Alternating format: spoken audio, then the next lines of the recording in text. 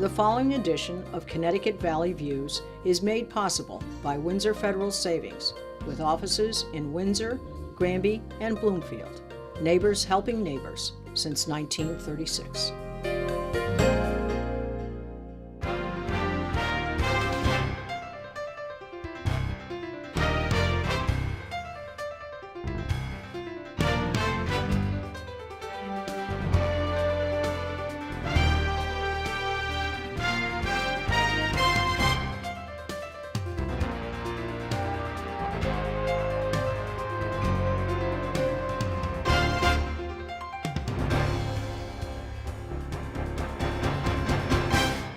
Hello, I'm Susan Regan, your host for Connecticut Valley Views. And before we begin our interview today, I would like to thank the Frederick Cossitt Library for giving us this venue for our interview today. It's an appropriate venue for our guest, Connecticut State Director of Americans for Prosperity, JR Romano. Pleasure to have you Thanks here, for having me. Your friends call you JR. Yes. Everybody calls you JR. Yes. Very My father's Joe. Oh, okay. All right. Now, give us a little bit of brief background before you've gotten into your current position, you know, where you came from, what got you going. Sure. My first career was, I was a state political director for the Republican Party for about 7 years. Left politics out of frustration for a while. Went and got licensed to be a financial advisor. And then once you've been bit by the political bug, it's tough. I came back and was a campaign manager for Peter Schiff, who ran for U.S. Senate. And found my way into Americans for Prosperity, which is an organization that focuses on fighting for economic freedom, the free market, capitalism, and issues surrounding taxpayers and citizens' pocketbooks. Now, how many of these chapters are there in the United States? 34. 34. And it started where? It started in Virginia, I think, 2004? Started in Virginia in 2004 with a group of people who were really tired of the growth of government, the massive overspending, lack of accountability with taxpayer dollars.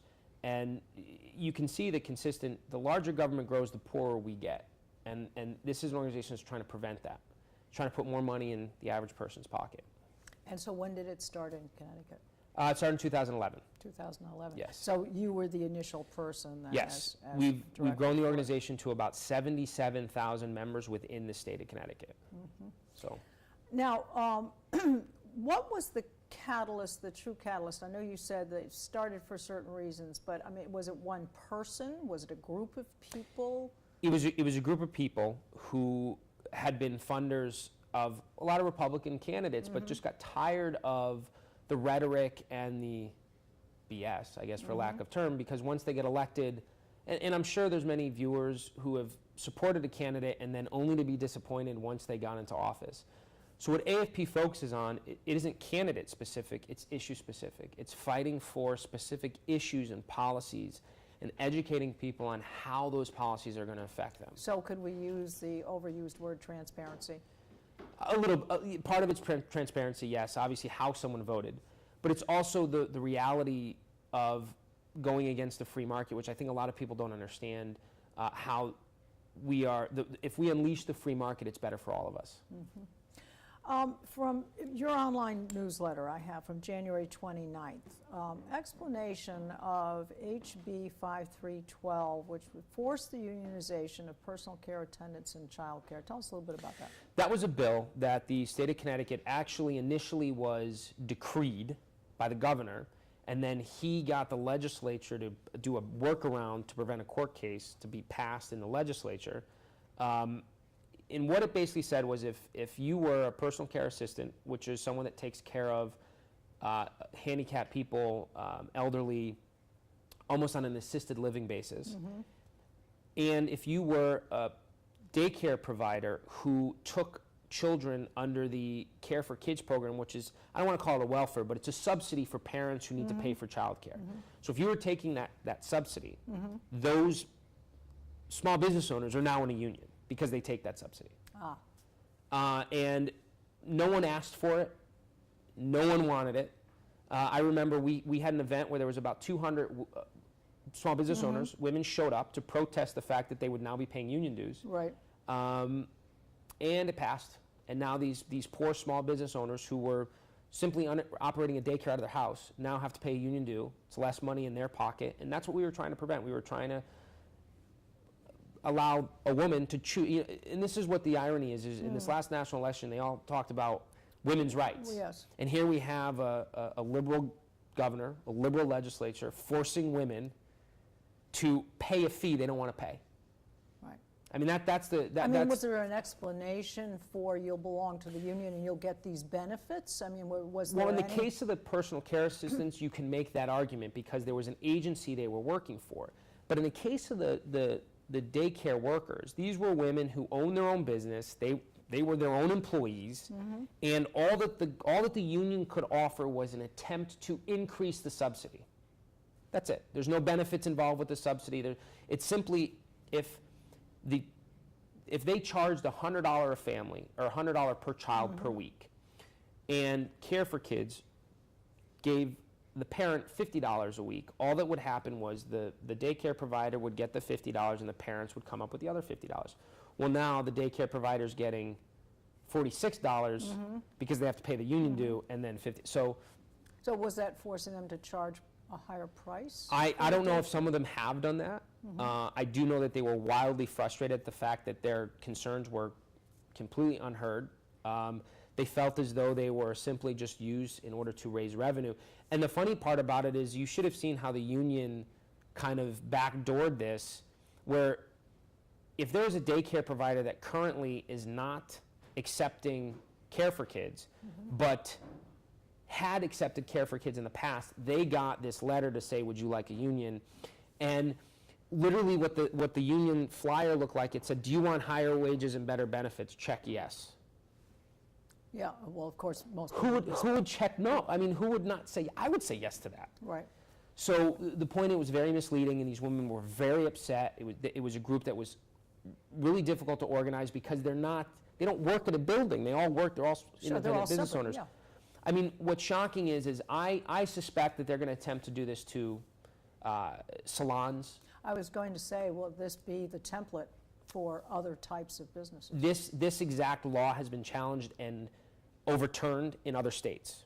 I think it was Minnesota. They recently just overturned this same exact policy because the unions can't fight for it's just literally a higher subsidy. Why do they need a union to fight for a higher subsidy? And it's another thorn in the side of the free market. It is absolutely a thorn in the side of the free market, yes. All right, well, let's take a look at another one. There's an explanation, if you can, for SB1. This is billions doled out in corporate welfare via the first 5+ programs. So what's the 5+? Well, under the politicians' definition, the next five program was an attempt to create jobs using taxpayer dollars. Now, when they originally passed it, it was so that Dan Malloy, who, by the way, has racked up more travel miles and state trooper fees than any other governor. He's working very hard, though. Flying out to other states to recruit companies to come here. No one wants to come here. I think the only company that has decided to move here has been Jackson Labs, which Farmington Valley, I'm sure everyone's most aware, but it cost the state of Connecticut $250 million to bring them here. That isn't job creation, that's extortion. And this first and next five program, because they couldn't identify any companies that wanted to come in, what the government started to do was identifying companies that might leave and say, hey, listen, we'll give you money if you stay. So, for example... that's happened with several Connecticut companies. Yeah, there was a company in Cheshire that's now moving to New Haven. There's a company, the hedge fund manager is the most egregious, which was $150 million to one of the state's wealthiest men. He made $3 billion, I think, last year. We gave him, you gave him, I gave him, you gave him $150 million to move from Westport to Connecticut to Stamford, Connecticut, all under the guise of creating jobs. And our politicians just sit here and say, hey, we're creating jobs. And it's unbelievable government waste. It isn't working. We have one of the highest unemployment rates in the country. We have one of the highest poverty gaps in the country. And they just continue to give our money away like it's candy. Well, now, given the fact that obviously the Republicans don't have as large a mass to fight or to speak up to these things. What can be done if you feel that the taxpayers' money is not being used appropriately? What can the individual, what can the viewer do? I know we can call our representative and so forth, but is there anything else that they can do? Well, first of all, on this First and Next 5 program, there was only one Republican. I don't want to give them a pass. There was only one Republican that voted against that bill.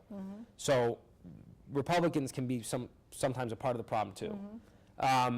But what they can do, if someone's out there is very angry and upset, is they have to get involved. They have to, whether it's tweet a representative, take 2 seconds to send a tweet saying, stop doing this, emailing them, calling them. You know, I was at a meeting once and someone said, we need our George Washington. We need someone who's going to stand up and we're past that. There's too much money involved now. There's too much special interest now. We have to be George Washington. You know, the average house owner, business owner, they have to start standing up for themselves, otherwise they're going to get run over. And if we don't do that collectively, it's going to be disastrous for the state's economy. One of the things that we're doing, and we're going to be launching a petition drive. Okay, and when will that be? Hopefully we're going to have more of the details out next week. And the initiative is simply something I simply came up with, which is I'm a resident, not a revenue source. And it's demanding our politicians to stop looking at us like moneymakers. You know, we're the ones that are footing the bills for their misguided notions of how to solve our problems. And the bills just keep getting larger, and their results are getting worse. We just can't do it anymore. We have to force them to change, because they're not going to change on their own. Well, you know, because what people will say is, well, you voted him into office. You chose him. That's why you've got it. Make your bed, you know, and lie in it. But if you think about where we are and if it's not going in the right direction, do you think that people's minds can be changed, or do you think that they will stick with the person they voted for because they want to be loyal? Or can we actually see moderation, or can we even see bipartisanship? Well, I think the biggest problem we have is politicians in general always say the right things. Oh, I'm fighting for the middle class. But meanwhile, having a conversation like, hey, we're going to raise the minimum wage, which in turn makes everything more expensive. So that means the middle class has invariably gotten a tax increase where they're going to have less disposable income. That's not fighting for the middle class. I mean, Barack Obama is a prime example, fighting for the middle class, and then he raised the Social Security tax 2%. Sure. So every American that gets a paycheck just got a 2% tax increase. That doesn't help. I mean, that literally... It's more incentive not to work. Well, sure, but I think in terms of the people now struggle to, their energy costs are higher, food costs are higher, car maintenance is higher. I mean, all of our lives are more expensive, and now the government says, hey, you got to give us a little more. So your opportunity to save is shrinking, and so wealth is shrinking, and it's because of the massive size of growth of government. And if we don't start telling our politicians we don't find it acceptable that you're doling out corporate welfare, that you have these wildly mismanaged programs, that you're unwilling to cut. You know, we know that about 83% of Americans believe that the government is overspending. Yet somehow there's a disconnect with our politicians. And it's because the silent majority isn't speaking up. I think that ship is turning. And I do think there was a change, obviously, during 2010 midterm elections, I think. Yes. Voices were heard. Yes. And the nation turned, and perhaps, but again, we're looking at Connecticut, and that's what I'm saying. If there's a way for that bipartisanship, for the voices to be heard, to say we need to moderate what we're doing. Well, part of the biggest problem is people also aren't aware of what's going on in it always happens after the fact. You know, the representative will vote for something, and then all of a sudden you have a higher tax bill or something goes up. So what I would encourage people to do is visit our website, americansforprosperity.com, go to the state chapter page and sign up, and we send out updates. Hey, they're going to be voting on this tomorrow. I think that's an excellent idea. Now, do you work on your own, or you have assistants, or how many people on your staff? I would love, and if anyone is visiting that website and wants to give a donation, I would love that. I'm currently on my own. I would love to hire a policy director and a grassroots director. But what we try to do is with anyone that invests in our effort, we are extremely efficient. One of the things that about Americans for Prosperity is it doesn't subscribe to the notion of what a nonprofit is. We operate like a business. We have metrics we have to meet, and we truly value every dime and dollar given to the organization because we know how hard it is to give today. So you use GAAP. Yeah, basically. All right, well, there is another one too. SB2 allows municipalities to raise revenue through alternative sources. Yeah, this one's a little scary to me. See, what I think the intent wasn't, with the governor allowing for the car tax elimination, which I'm in favor of eliminating the car tax. It's something that I've talked about, the organization has talked Even though about. it may drop up the property tax. Well, because I think municipalities need to focus on cutting as well. There's lots of opportunities to do privatization of water authorities, public works. They just have to do the research and find ways to save instead of just saying, hey, we're going to increase something. So the problem with this one is it gives the municipality the discretion to just simply say, hey, we're going to do a local income tax. We're going to do a local sales tax. We're going to do a local gas tax. I mean, and it doesn't limit them to one. Mm-hmm. So what would happen is if New Haven decides to do a local income tax, and then Brantford or East Haven's having revenue problems, to say, hey, we're going to do that too. Mm-hmm. Now you have an instance where every local municipality is doing a local income tax. I mean, it could be a little trial and error. Some towns are going to do this, some are going to do other, and one turned out I mean, well. but you have to remember, it's not in lieu of something the state's not already doing. So it simply is just a tax increase. Right. And I mean, it can absolutely be scary. And what these politicians and elected leaders are doing is they're too afraid to admit their failures and cut programs that may not be working, or to simply look at SNAP. Mm-hmm. We know for a fact that about 1% of all transactions for the SNAP program, which is the food stamp program, mm-hmm. are happening in the casino, strip clubs, liquor store. Right. And they're doing nothing. Misappropriation of funds. Doing nothing. Right.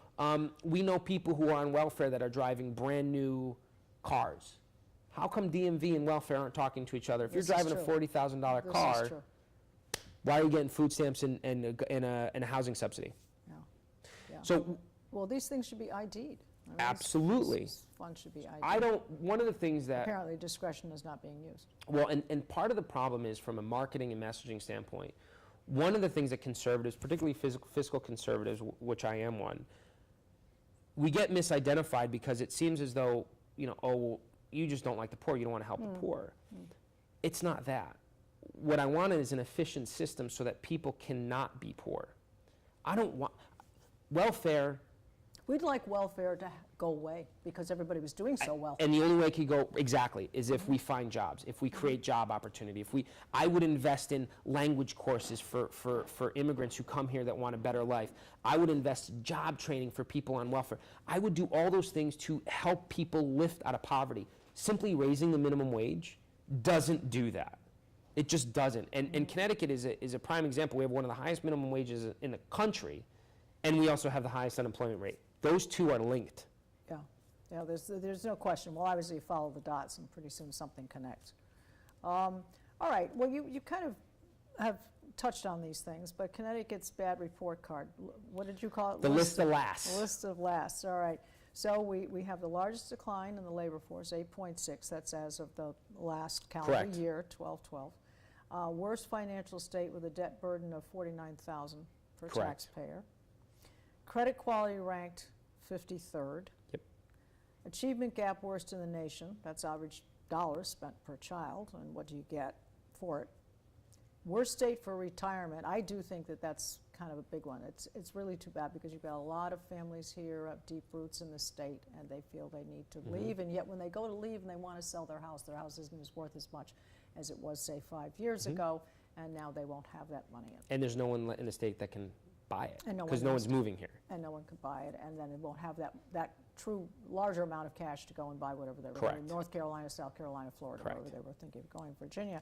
And we mentioned GAP, and you said you run on a GAP system. Now, are we running on GAP now in Connecticut? Are we not running on GAP? No, we're not. We're moving towards it. Okay. But the only way we can accomplish that is the governor has requested moving current items that are on the budget out of that to a different category. For example, our pension liability, our state pension liability, which is massively underfunded at about 60%, is not included in the budget. So that's money we owe that they don't count. So all he's doing is in order to meet the gap demands, is shifting things away from what is deemed a budget. Okay. So, for example, like, to explain this best as a household, it's like saying, okay, well, since my cell phone isn't technically a part of my house, Right. I'm not going to count that in my household budget. Right. So that's kind of what he's doing. Okay. That's why when they say, oh, we're going to meet gap, because they're... Because if we really did gap for the total picture, we'd be very light if The we credit were rating playing poker, wouldn't we? credit rating would go down. Would go way down. Yeah. All right. Well, now I'm going to kind of bring you a little bit more up to date. You had another recent newsletter of February 19th, and you have some comments regarding the bills that are in proposal for that. Yes.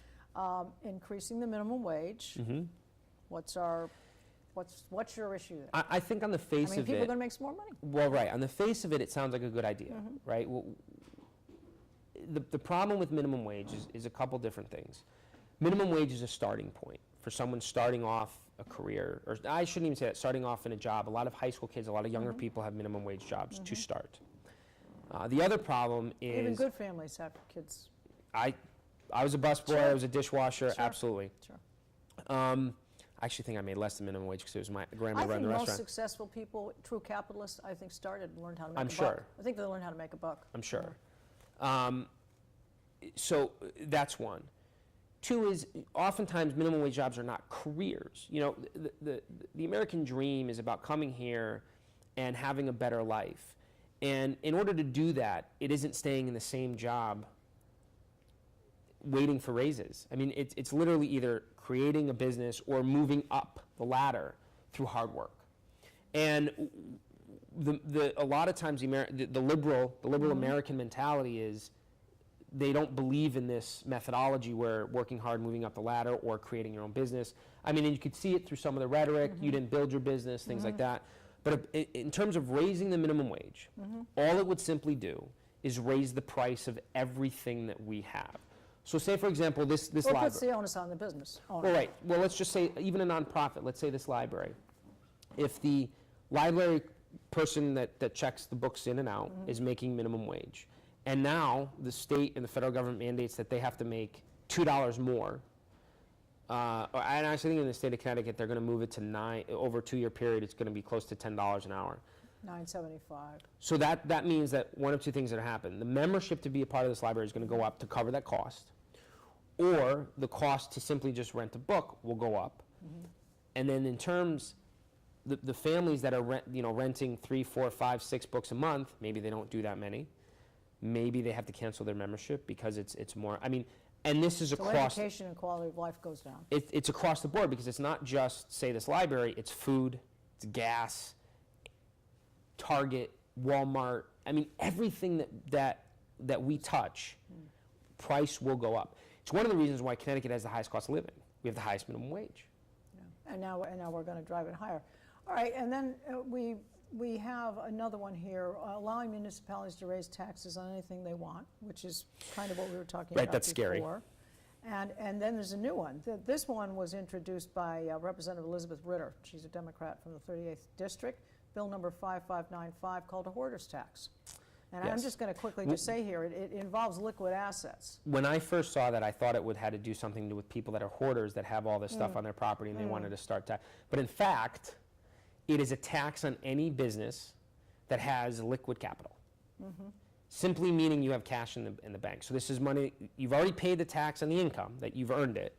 And now what they're saying is, yeah, but you're not using it, so we're going to tax you a little bit more under the guise of creating jobs. Well, I think if a hoarding is keeping something aside, not to be used for anything else, but this is kind of like rainy day, or when I decide I'm going to expand, or when I'm going to add 2 more people on my staff, or say that I'm saving money to build or to open another branch. You know, I have a second store. right, business. exactly. Enlarge the garage for my mechanics to have a larger bay, and I can hire 2 more guys. Right, and it doesn't give an asset value. It doesn't give. You say that I'm an independent contractor. Does that mean that my checking account gets taxed? So do you think that will pass? I hope not.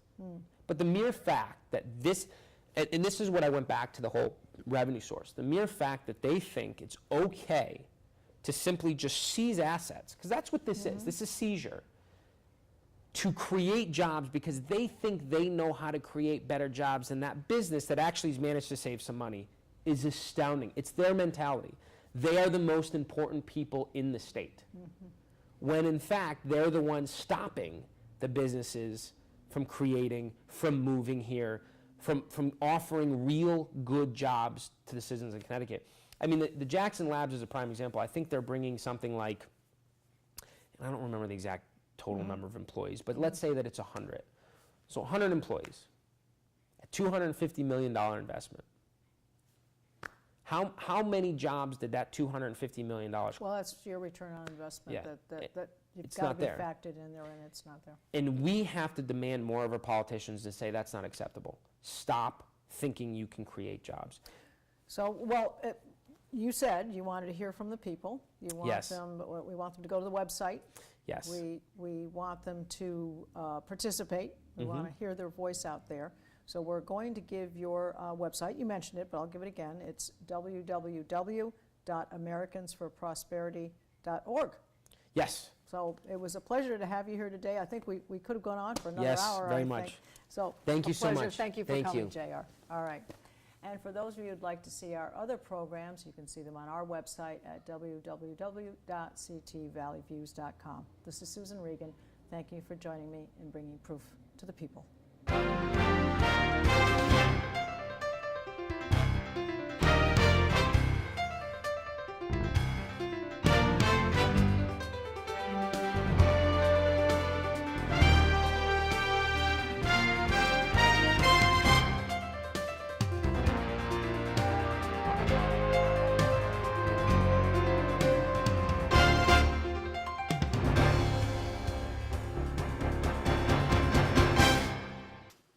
Our thanks to Windsor Federal Savings for making this program possible.